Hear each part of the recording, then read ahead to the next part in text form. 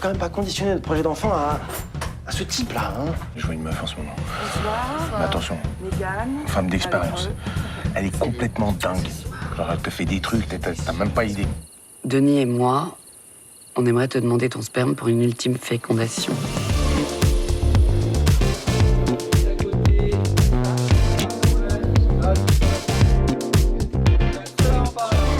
La petite graine, la petite graine, on va découvrir de quoi on parle là, parce que c'est ce film incroyable de Matthias Rifkis et Kola Rifkis.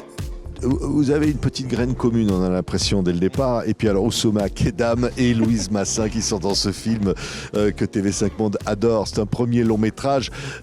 Comment on peut le décrire? Parce que quand on dit la petite graine, il faut quand même d'emblée dire de quoi on parle, hein. C'est le sujet du film, c'est vraiment le cœur du problème, puisqu'on parle d'un problème qui est d'actualité, qui concerne plein de couples, qui est celui de ne pas pouvoir avoir un enfant.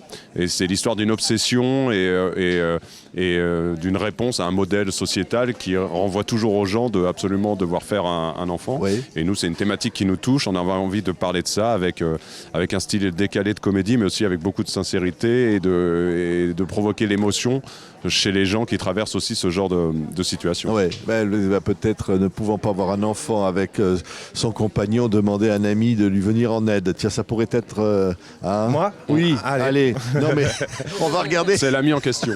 On va regarder des images de ce film, La Petite Graine. Les recoins de mon cœur, tu les connais par cœur. Les chemins vers mon corps, tu es toujours d'accord. Toutes tes âmes perdues, tu ne les sentiras plus. Enfant de... Oh, ah, hey, oh, ah, hey,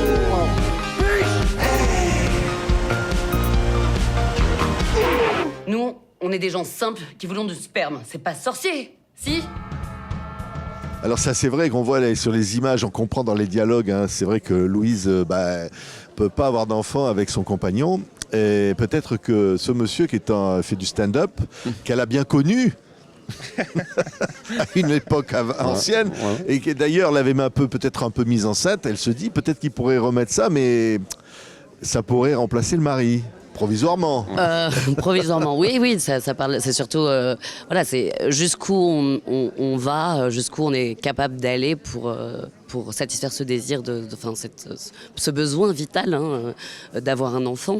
Et donc, la dernière des dernières solutions qu'elle trouve, c'est de recontacter un ami, un bon ami qui l'a mise enceinte. La mise enceinte. Oui, c'est ça, la mise enceinte. Il a réussi une fois, il peut réussir une deuxième. Absolument. Il a une petite graine magique, on met toutes les chances de son côté. Ouais, mais est-ce que le mari est d'accord, au fond? Le mari, il est... c'est pas facile, mais... Il est d'accord, mais il a des conditions. Voilà. Alors justement, parce que ça, c'est quand même fort à Oussama. Au début, il veut pas. Enfin, il n'est pas d'accord, ce personnage, pour donner sa petite graine. Moi, là. j'avoue que quand elle revient le chercher, il est en mode, il fait genre il la reconnaît pas, mais en vrai il voit très bien qui elle est, il s'attend à faire un petit rencard. Finalement c'est un guet-apens. Ouais. Et donc il comprend le guet-apens et d'un moment, il accepte quoi. Oui. Mais surtout il se fait des amis.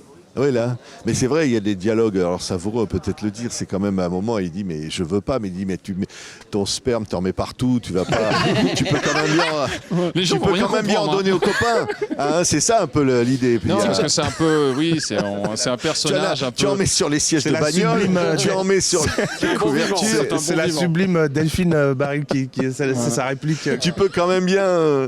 Non, mais en fait, pour recentrer le truc, c'est nous... C'est une obsession pour le couple d'avoir un enfant. Et nous, en tant qu'auteurs de comédie, travailler sur une obsession, c'est un terreau de comédie génial. Tout ce qui est obsession, mauvaise foi, jusqu'au boutisme. Donc pour nous, c'était très intéressant de travailler là-dessus parce qu'on savait qu'on allait avoir des situations. Vous parliez tout à l'heure de comédie de situation, c'est vraiment ça. On savait qu'on partirait de ça. Et après, on a fouillé les personnages pour qu'ils nous emmènent vers autre chose. Au final, c'est aussi comment, quand on ne peut pas avoir d'enfant, comment on vit dans cette société qui nous l'impose, comment on se réenchante dans un couple. C'est ça qui est important, parce que c'est un goal tellement important qu'il faut savoir se réenchanter. C'est magnifique, vous parliez des situations. C'est vrai que là, à un moment donné, on ne va pas raconter, bien sûr, mais... C'est ce que vous faites, quand même. Je peux pas m'en empêcher. Moi, si ça vous a plu, c'est bien. Il y a un moment, s'il faut aller un peu plus loin, peut-être on lui dirait tu fais juste 2-3 allers-retours, mais pas plus. Voilà. C'est le mari qui dit ça. Hein. Bah oui. Il sait qu'il doit poser des conditions, mais au fur et à mesure qu'il les égrène, eh ben, on s'aperçoit que c'est aussi ridicule que faisable. Ouais. Mais puis on se dit, mais bon, ça, attention, c'est dangereux tout ça. Il pourrait bien y avoir un petit air de reviens-y, hein, d'amour. Bah oui, nous on a joué.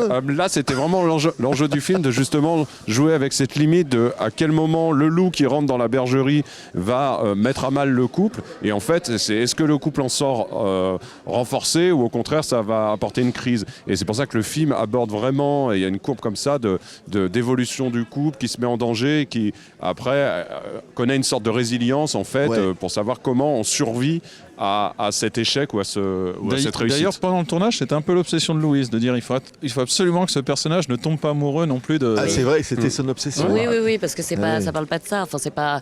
Ce qui est beau dans ce couple, bah évidemment. Quand même. Mais ce qui est beau dans ce couple, c'est leur amour. Il est très fort et c'est. Pardon, j'ai du mal à trouver mes mots. Mais voilà, c'est très simple, enfin très clair et il y a une confiance absolue. Mais bon. Mais quand même, on joue avec le feu. Mais il est quand même généreux. Faut quand même le saluer. Oussama, bravo. Merci beaucoup. Quelle générosité. Ouais, merci, parce que j'étais très bien entouré, que ce soit par les réals, l'équipe ou les acteurs. C'était vraiment génial. Ouais. C'est un beau personnage. Hein. Moi, je me suis régalé. J'ai déjà joué un stand-upper qui vient, qui est là, qui... On croit qu'il n'a pas un grand cœur, mais en fait, il a un vrai cœur. Et puis moi, j'adore défendre ces personnages-là. Parce qu'il part de très loin. Ouais, il part de très loin. Ouais. Tu te souviens? Non, il part de très très loin, bien sûr. Quand Oussama avait lu le scénario au début, il a dit je vais le défendre, mais il part de loin. C'était un peu l'objectif de dire bon. Dans le film, il va falloir vraiment qu'on l'emmène là, parce qu'au début, toute la première partie du récit, on se dit, c'est lui qui a la petite graine magique, mais il est... il est très sollicité. Parce qu'on a envie vraiment qu'il nous la donne, quoi. Il va pas la lâcher facilement. Là, on va pas te raconter, mais il y a fait de sa copine qui va débarquer. Il y a sa copine qui va débarquer, mais imaginez si sa copine débarque. L'ouragan Delphine Baril. Dans quel camp elle va se ranger? C'est pas évident. En fait, bizarrement, quand elle débarque, c'est un peu un éléphant dans un jeu de quilles, parce qu'elle n'est pas prévue à la soirée où on lui faire cette curieuse demande. J'adore éléphant dans un jeu de quilles, si je peux me permettre. C'est exceptionnel. Ouais, très bien.